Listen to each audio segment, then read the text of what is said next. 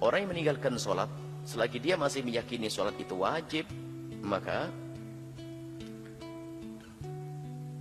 menurut madhab kita Imam Syafi'i dan juga madhabnya Imam Malik rahimahullah ta'ala dan Imam Abu Hanifah, kalau ada orang meninggalkan sholat tapi masih mengatakan sholat itu wajib, maka dia masih dalam wilayah iman,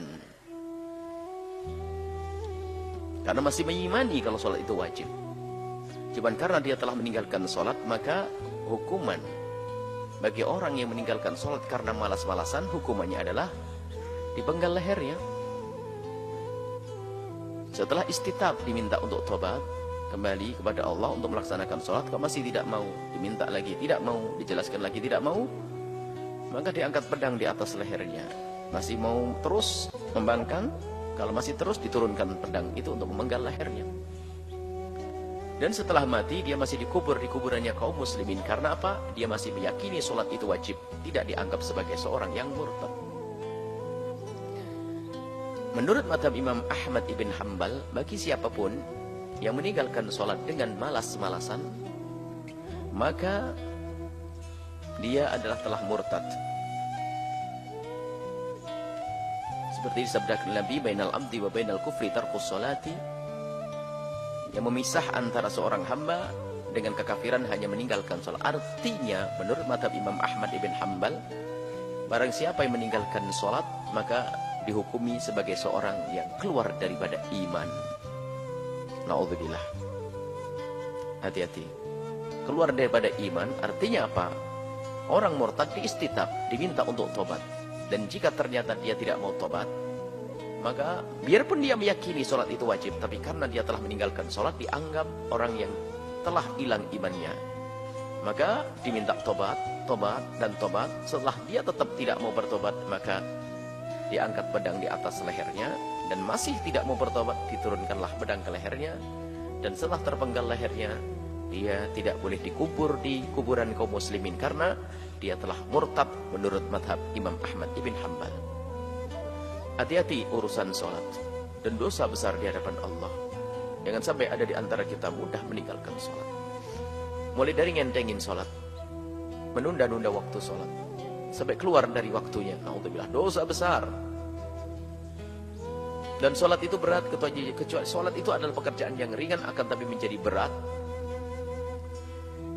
kecuali bagi hamba yang dikasihi oleh Allah.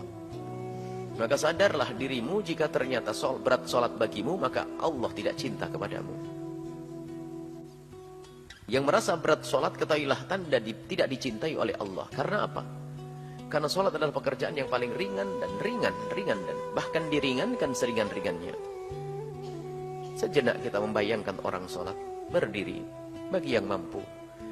Tidak mampu berdiri boleh duduk, nggak bisa duduk boleh baring, nggak bisa baring boleh telentang, boleh ngapain saja. Nggak ada air pun boleh dengan debu bertayamum.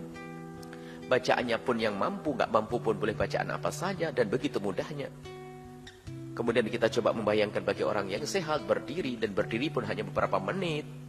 Dan di saat berdiri pun tidak membawa beban apapun di atas kepalanya, dan tangannya pun tidak menjinjing apa-apa.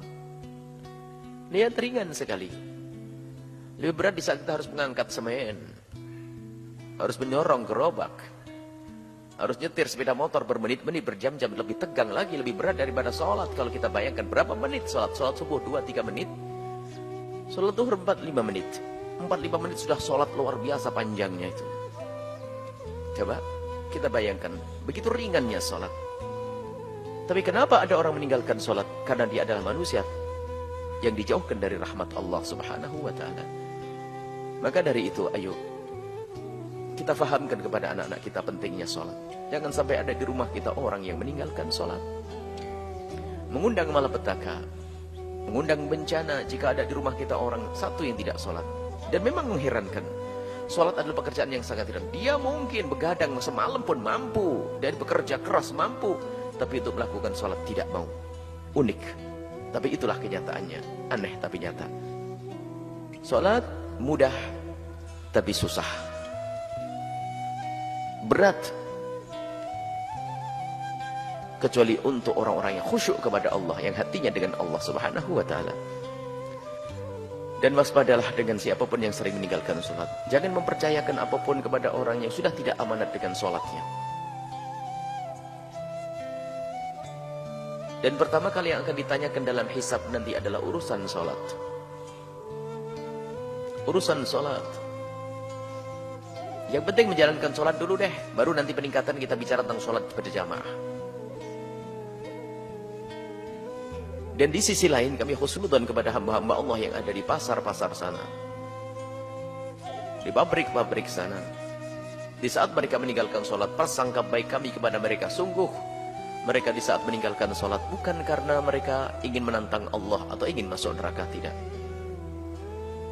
Banyak di antara mereka meninggalkan sholat itu karena mereka tidak mengerti bagaimana caranya sholat yang sangat mudah itu. Karena minimnya sedikitnya ilmu mereka menganggap kotor itu adalah najis. Mereka menganggap wudhu itu adalah berat, repot harus pergi ke masjid mengambil air wudhu yang ada di masjid. Dia tidak mengerti bahwasanya segelas air pun bisa digunakan untuk berwudhu. Dan di atas lumpur pun dia boleh sholat. Bahkan di bengkel yang penuh dengan uli pun dia boleh sujud di situ dan sah sholatnya karena oli tidak najis. Tepung tidak najis. Bahkan mungkin dedak, apa itu, katul atau merang itu juga suci. Kalaupun sholat sujud di atasnya juga sah.